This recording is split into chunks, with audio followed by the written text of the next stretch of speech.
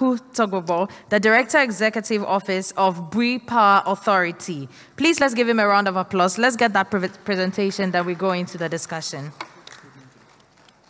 Okay.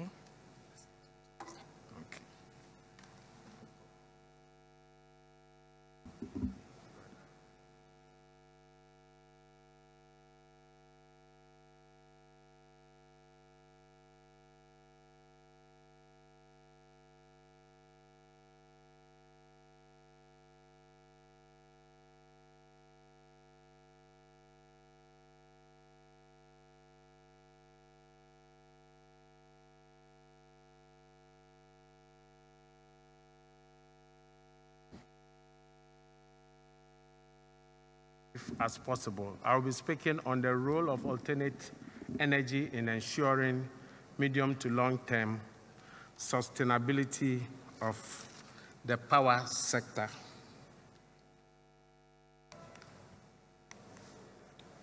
Well, I will try to give a brief, as far as this presentation is concerned, what we mean by alternate energy. And here we are referring mainly to renewable sources, nuclear power, and coal. We are looking at sources that we are not currently using, on a large scale. I'll also try to talk about how alternate energy has contributed to stimulating industrialization and socioeconomic development in some selected countries. Senior Minister mentioned how Ghana was selected to be the hub of industrialization. And to do that, we don't only compare power sector situations within the neighboring sub-region, but we should look at what other countries have done so that we will follow their footsteps. I'll touch on the role of BPA and then make some conclusions. If you look at this map, you will notice that countries that have led or are leading in renewable energy are countries that also have a very strong base load, mainly coal, natural gas, and nuclear. And indeed, most countries operating, most countries that have nuclear power plants are countries that have had large-scale development of renewable energy. China, USA, Germany, India, among others, you can see in the table, in the graph. If we take USA, for instance, looking at the graph, you will notice that the cost of producing electricity from oil is quite high. And it's not only in USA, but it's in most developing and developed countries. And therefore, you will realize that a lot of countries that have industrialized do it not on the backbone of oil, but on fuel sources that are cheaper, that is hydro, gas, coal, and nuclear.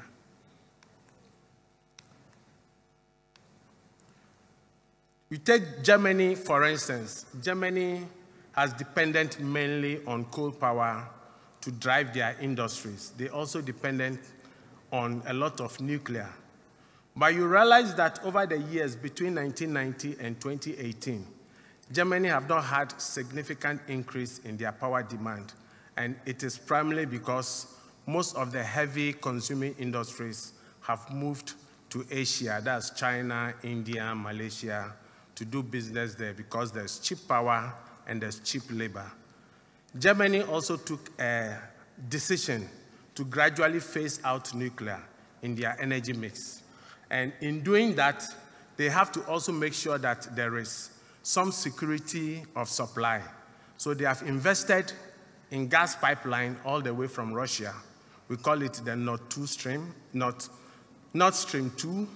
And they've also invested in underground underground power line from Norway, so that they can use that to support their power systems. They also have an arrangement with France so that where there is further deficiency, they could buy power from France, nuclear power from France.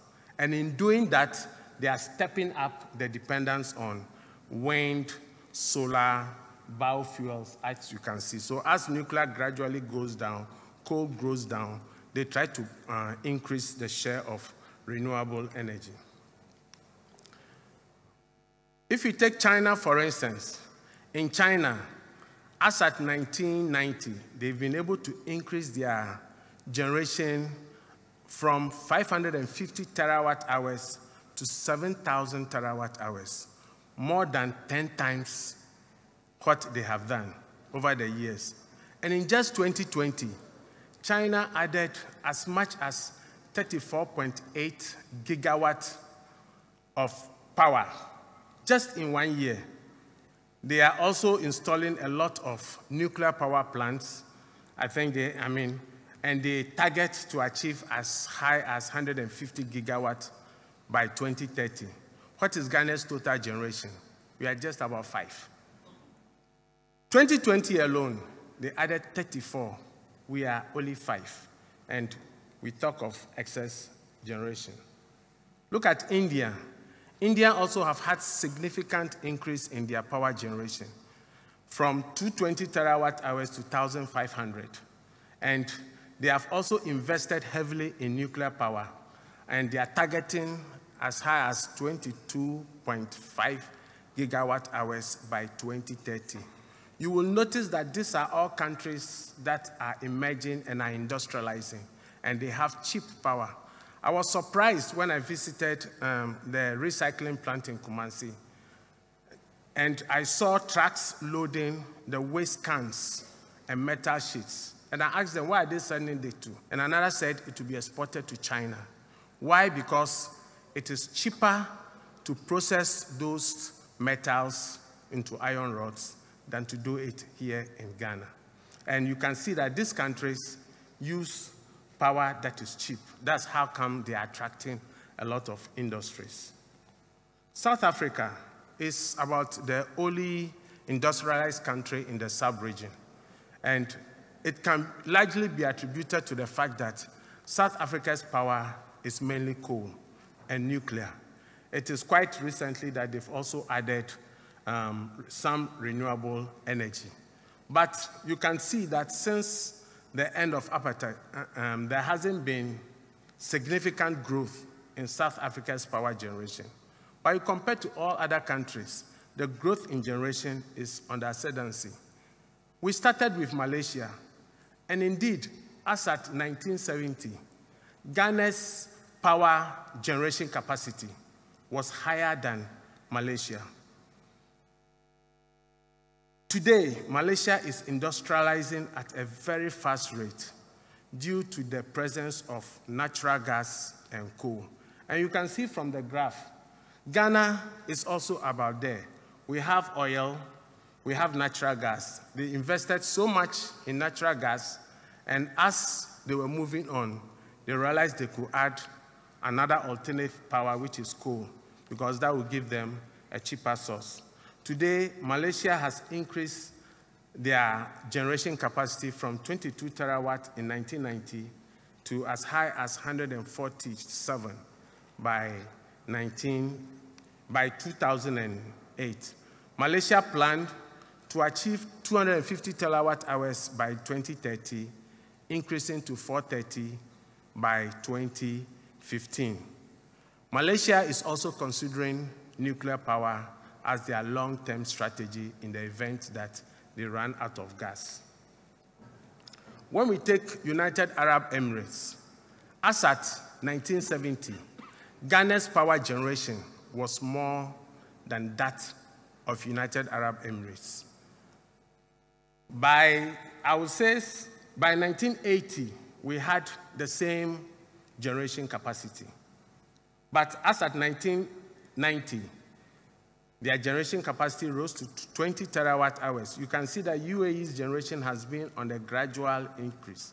They have depended mainly on natural gas, and quite recently, realizing that they may not have to fully depend on natural gas, they've invested in 5.6 gigawatt nuclear power plant, and they are also considering to add clean coal to their generation mix so that they can have reliable, affordable generation to continue to attract industries.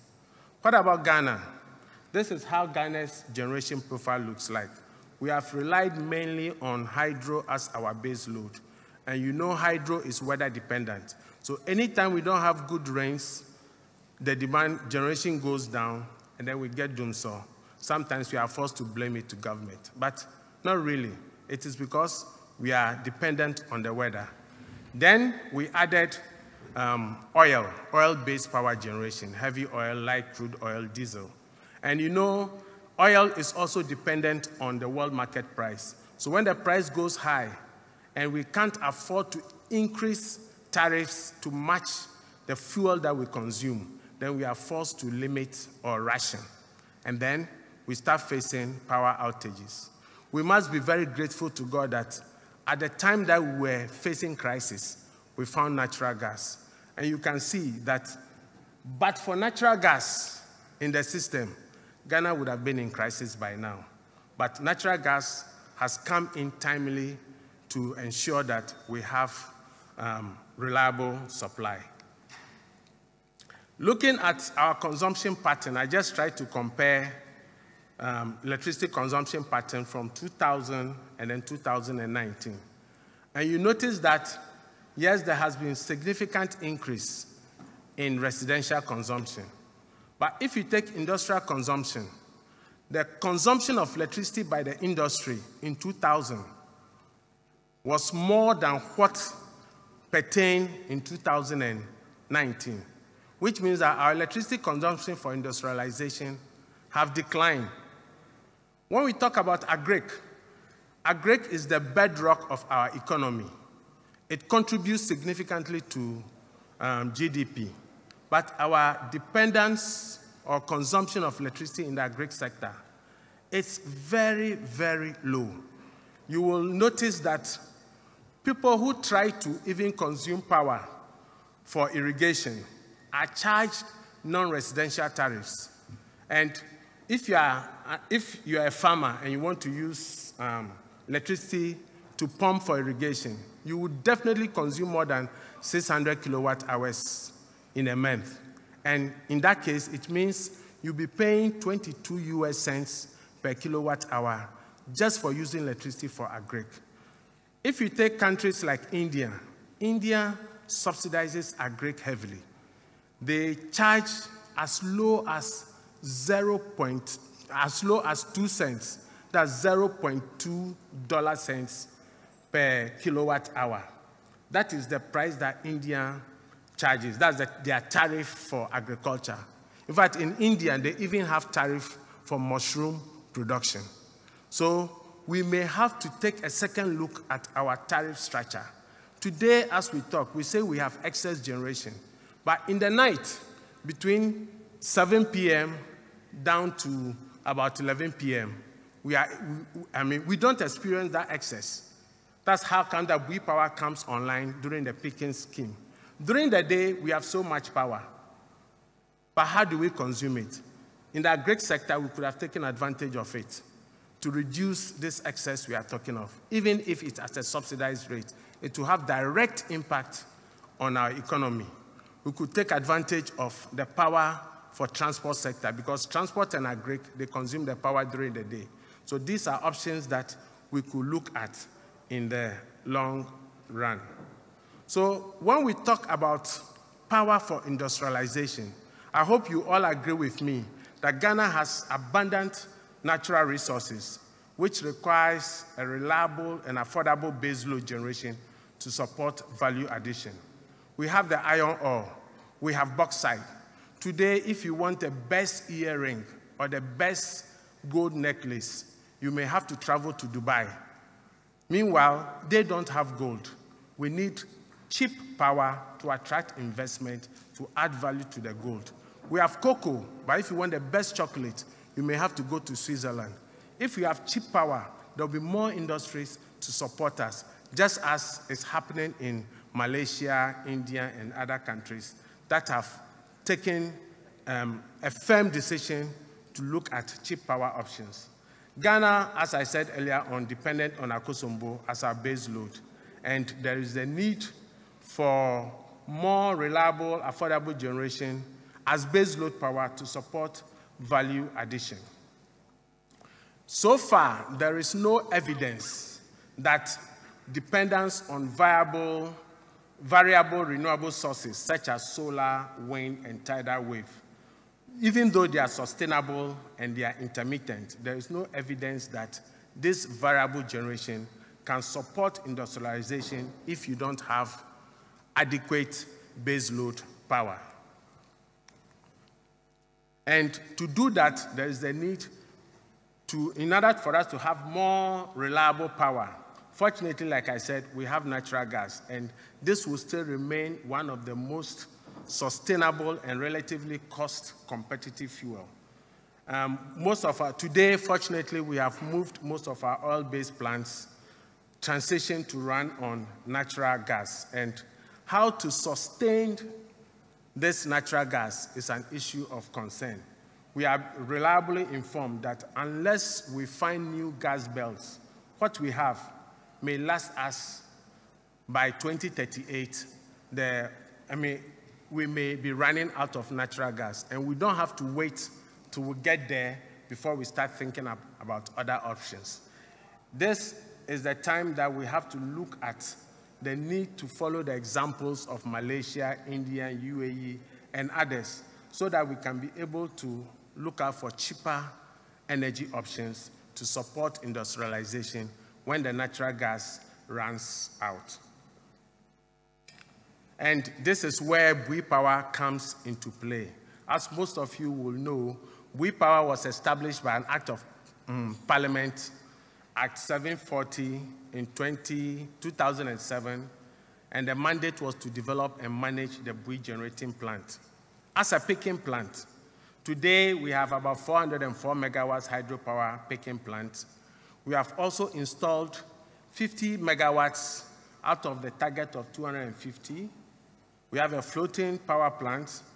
We've constructed a 45 kilowatt mini hydro, the first of its kind in the country, which is located in the Volta region, and we try to manage this. And with this, in December 2020, we were given an additional mandate through an amended act to develop other renewable energy alternatives. And we also have the mandate to execute and manage renewable or clean energy projects which the Minister for Energy will assign to BPA. As most of you may know, BPA, in order for us to be able to scale up our generation in renewable energy, we need a stable base load. And this is why we also want our base load to be clean. And this is why we are working together with our senior brothers, VRA, to be shareholders in the Nuclear Power Ghana Limited, which was established, which has been established as the first owner-operator nuclear power plant. And our reason is that nuclear has the potential to provide reliable baseload power, to stimulate value addition, and also to support intermittent generation from solar.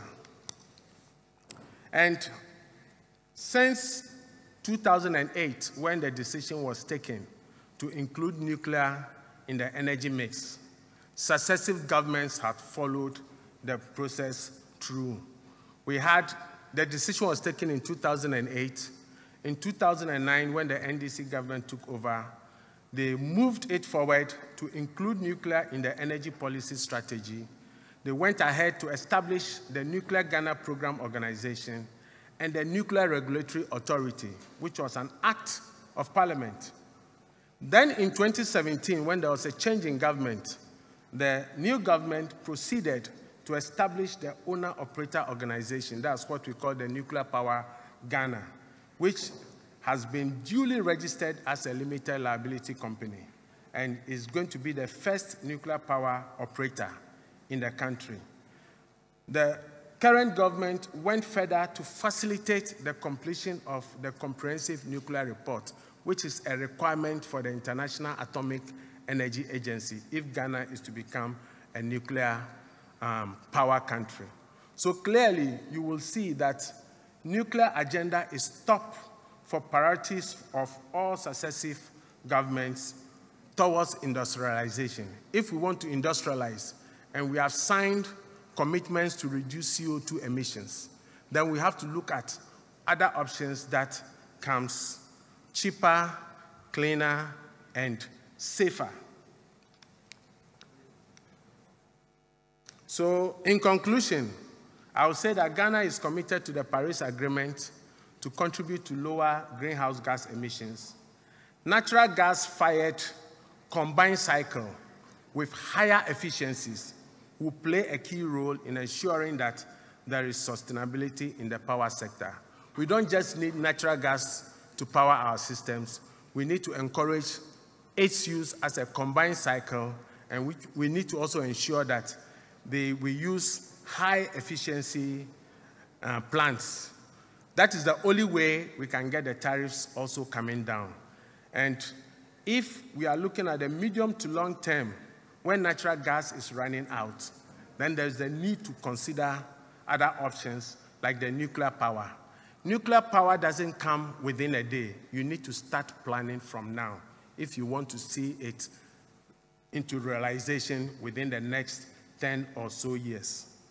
Having said this, renewable energy in the form of solar, wind, biomass also have a very strong equal role to play, and they continue to play their role in the short to medium, long term, particularly when it comes to ensuring access to electricity in off-grid communities.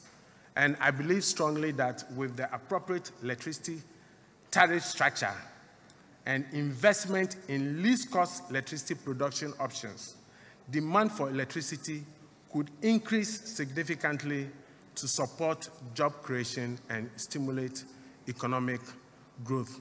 If price of electricity is cheap, more industries will be attracted, just like they are being attracted to India, Malaysia, China, etc. We can also get there, and we can be there, and I have that confidence that we will be there. So on this note, I will say that reliable and affordable power is key to the attainment of the 17 UN Sustainable Development Goals. And I believe Ghana is well positioned. With the right decision, with the right policy directions, I'm very confident that we will get there. Thank you very much.